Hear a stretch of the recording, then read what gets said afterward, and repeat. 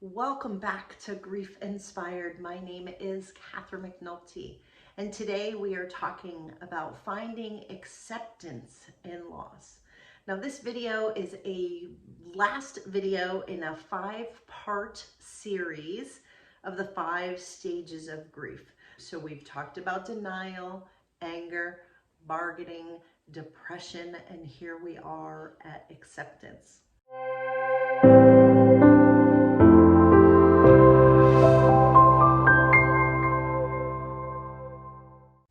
At GriefInspired, what I do is give you practical tools and education that you can use to help you navigate the grief process. And then I want to give you hope and inspiration that you can get through this. You can one day look back on your grief process and be able to say that you are living your life stronger than grief, because that's what I'm doing. And I want the same for you. So today I'm in my cozy, comfortable sweatshirt again. And I'm sitting here with my legs crossed because I really want to lean into this one. And I want to encourage you to do the same thing. And I had an interesting experience because in every one of the videos, I have explained to you that the 5 stages of grief were coined by Elizabeth Kubler-Ross when she was working as a physician to support patients who they themselves were dying. And she found that these were the 5 stages that they went through, right? So when they thought about their own pending death, first they were in denial, saying, "Oh, I can't believe this is happening." Next, they would be angry. Why do I have this illness? Why is this happening to me? Why am I going to die younger? Why am I leaving my children? These kind of things. And then they go to bargaining. Well, what if I do this? What if I find another treatment? What if I try something else? What if I eat better? What if I do this? Right? That's the bargaining. And then when they realize that that doesn't work, they get depressed. And they say, "I can't believe I'm going to die so young. Like, this isn't fair." And they felt wronged. And then finally, they get to acceptance and they say, "Well, death is coming and there isn't anything I can do about it. So I might as well just resign myself to the fact that this is happening and live my life the best I can between now and then." Those are the 5 stages of grief for someone who is they themselves dying. Thing that fires me up a little bit is that the world used these to talk about grief. And it is a good working model, a place to start, but it is by no means close to the grief experience that I've had. And I think that that's why I get a little fired up about this, because I believe that there is more to acceptance in grief. And I want to talk a little bit more about that today.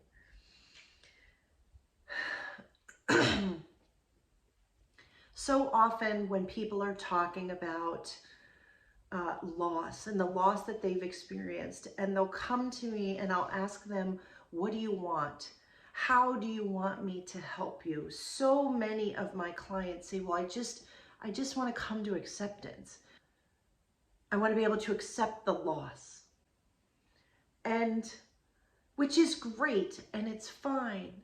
And it's understandable why they say that, because in this world, we represent the acceptance of loss as like the holy grail of grief. If you can just get to acceptance, then you'll be okay. That's the thing that we aspire to. That's how this world that we are in now defines grief. And when I say at Grief Inspired that I want to redefine how the world grieves, this is exactly what I'm talking about, and I'll explain more. But the acceptance of grief is something that we aspire to. Like, if we just accept that they're gone, then we're going to be okay. That it somehow is that acceptance of their death, of their loss, that they're not coming back, that is a destination that we are trying to get to.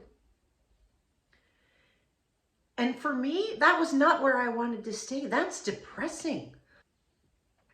And, you know, when I got to acceptance, it felt like, congratulations. Like, you've accepted that your son has died. He's not coming back. This is the life that you have. And some of my clients talk about loss as this void of something and someone that they had in their life. And so it's, to me, that's like, well, are we accepting that void? And is that something to celebrate? And it's like, okay, just accept it. Here's this void you can never fill, but you've accepted it. So now go live your life again. Go back to being normal. And that is how so many of us define grief and what we think grief is. And it's what other people expect of us. They're kind of like, you know, the whole time you're grieving, people are like, well, are you better yet? Like, can you get over it?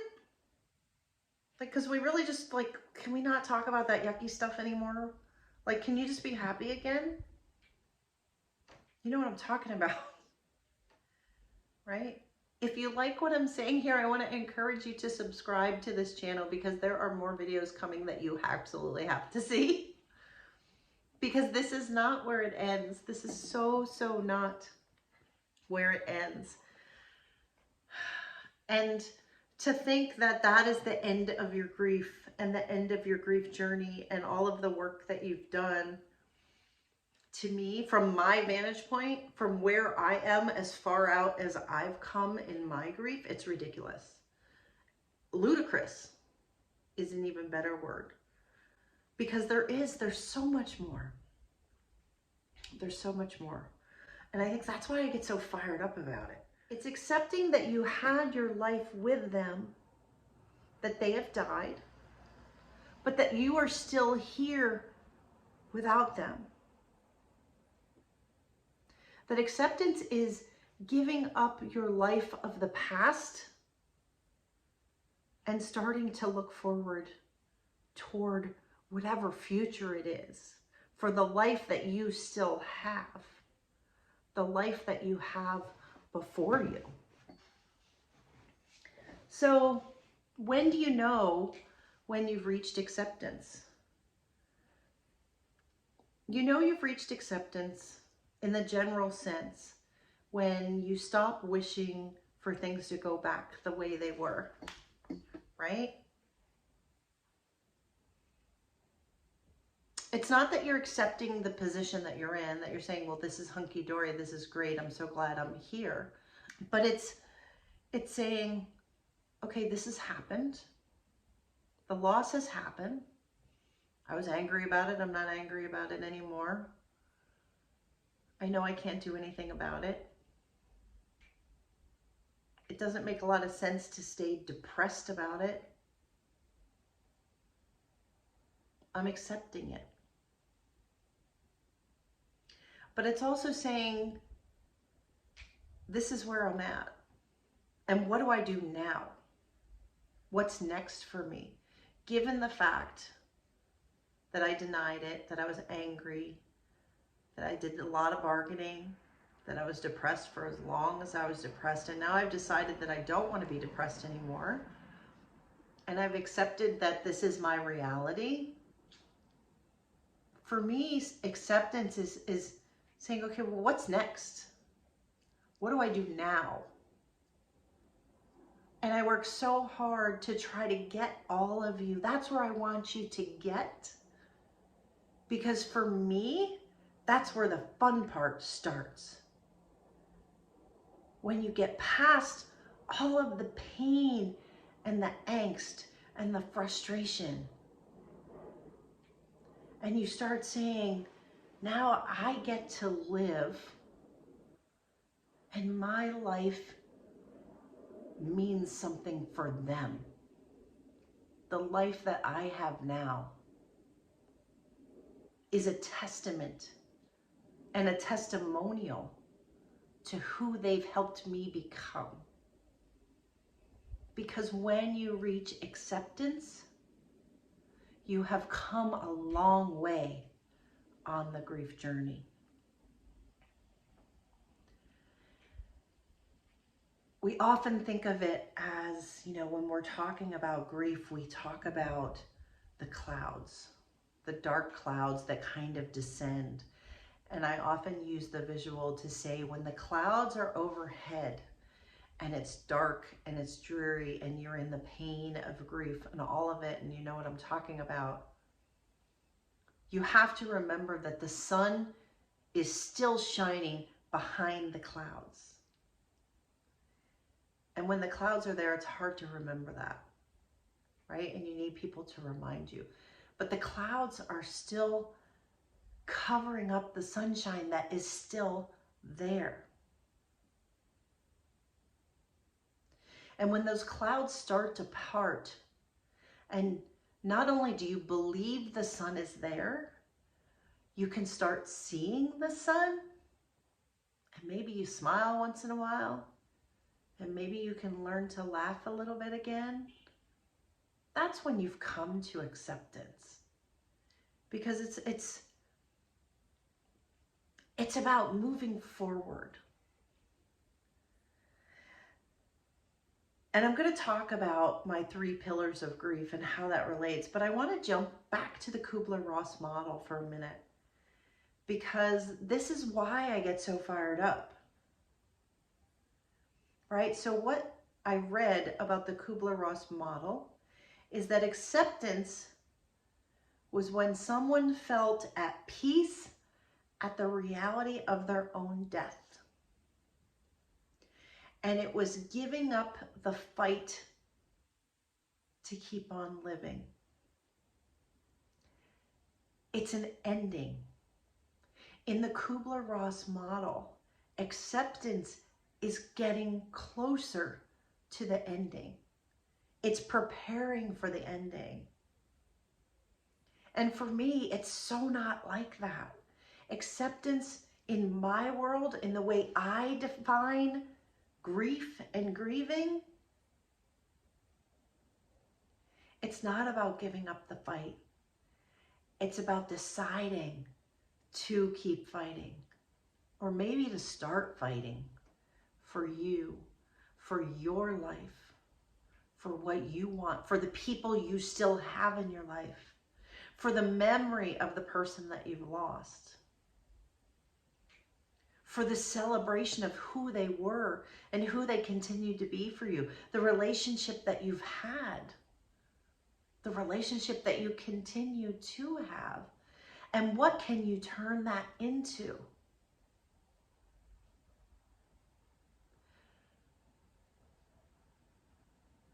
And that's the difference. It's not an ending, it's a fight. It's a fight for your life. And that's why I want to help you be stronger than your grief. I want you to choose to fight. I want you to choose to want more. I want you to choose to learn about your grief. And when we talk about my 3 pillars of grief, the GriefInspired 3 pillars, and they all deal with relationships. First, you need to understand the relationship to your grief. You need to understand what's happening to you, what grief is, how it is affecting you.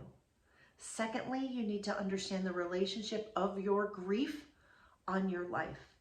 This is where we talk about how your values change, how the things that were once important are no longer important to you, how the people who have fallen away from your life because they just didn't show up for you and you don't feel any obligation to reach out anymore because they didn't show up. But that becomes who you are. So you start learning to count on yourself. You start learning how to take care of yourself and your needs and how to manage your emotions and know what those emotions are. And starting to build your own internal self-awareness.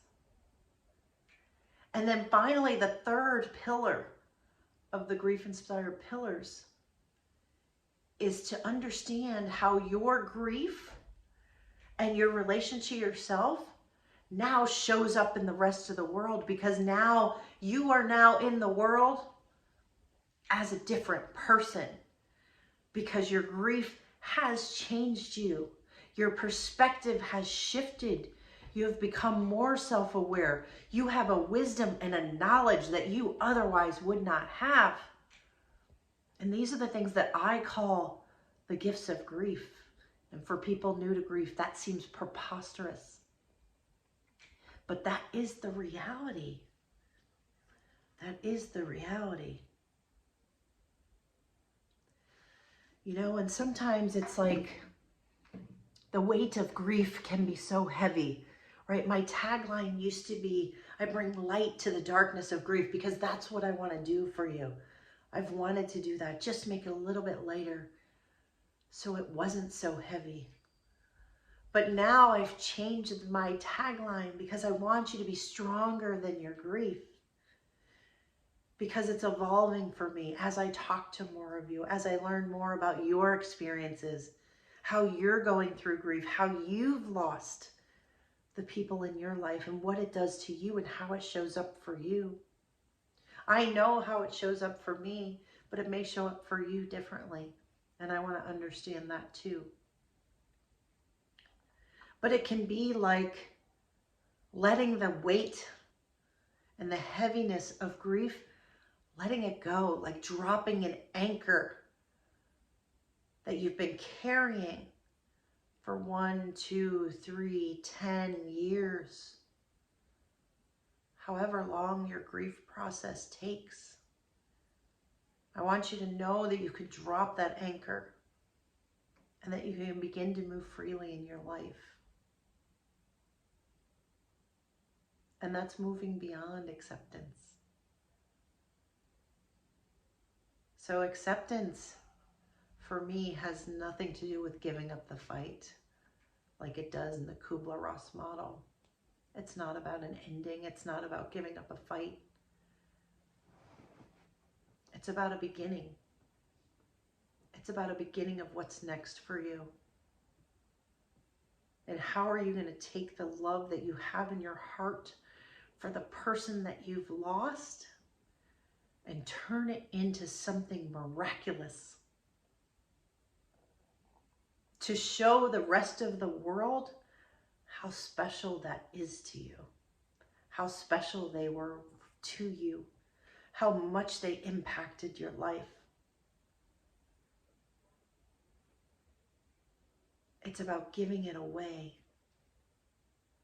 giving that love away and putting it into your life and having it be integrated into who you are and what you become. That's why grief isn't about moving on. Grief is about moving forward.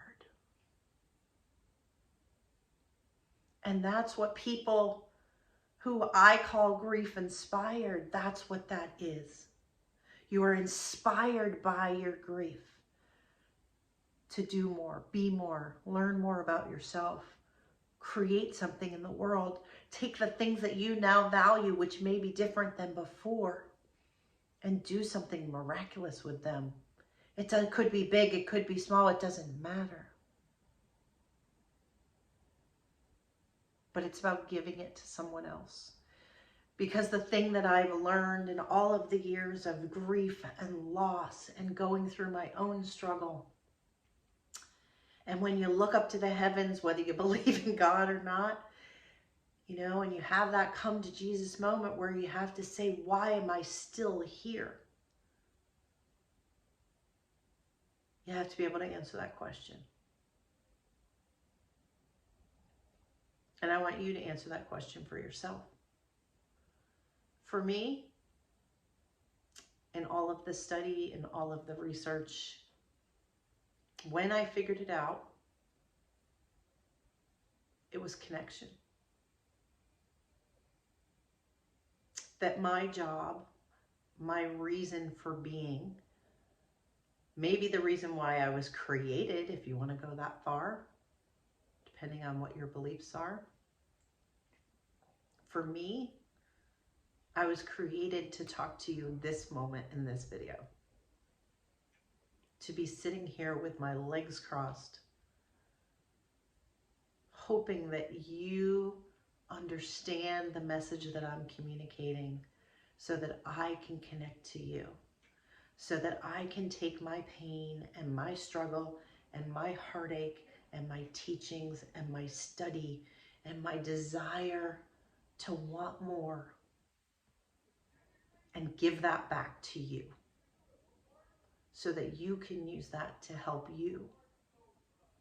And then you in turn, with your new awareness, your new compassion for others, your understanding of your own struggle and the pain and the anger and the guilt and the shame and the depression and the emotions and all of it, and you give it away to someone else.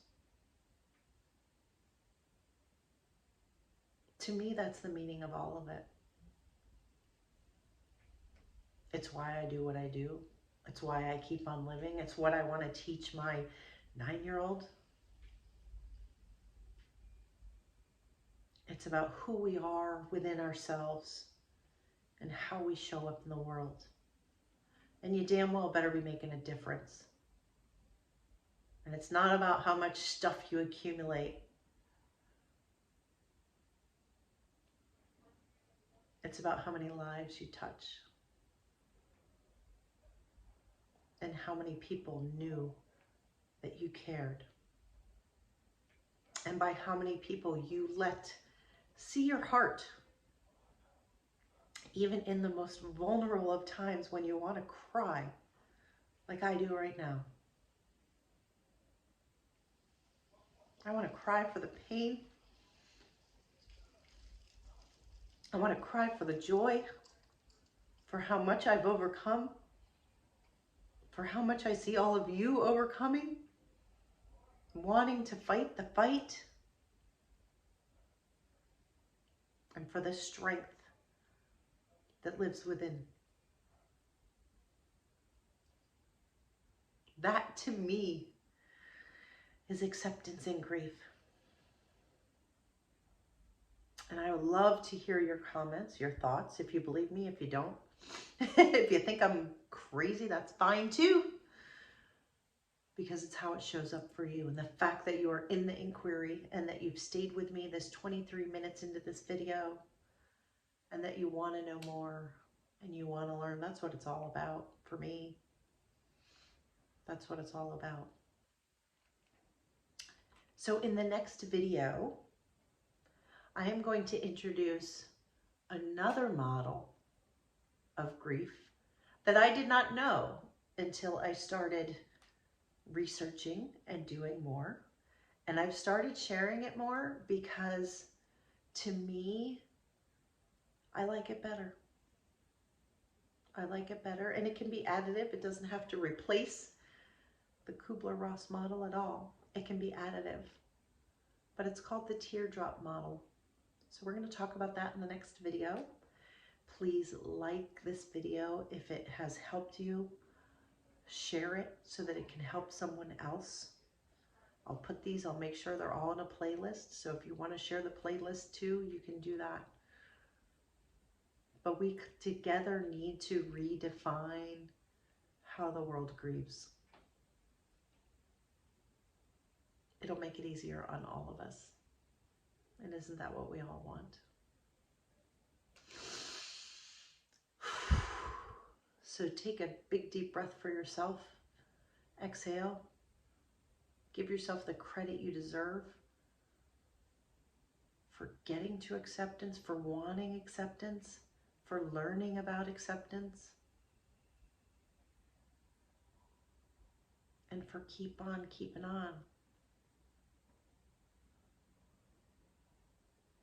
And imagine a future where you can look back on all of this the way I can now and say, I am living my life stronger than grief. Bye for now.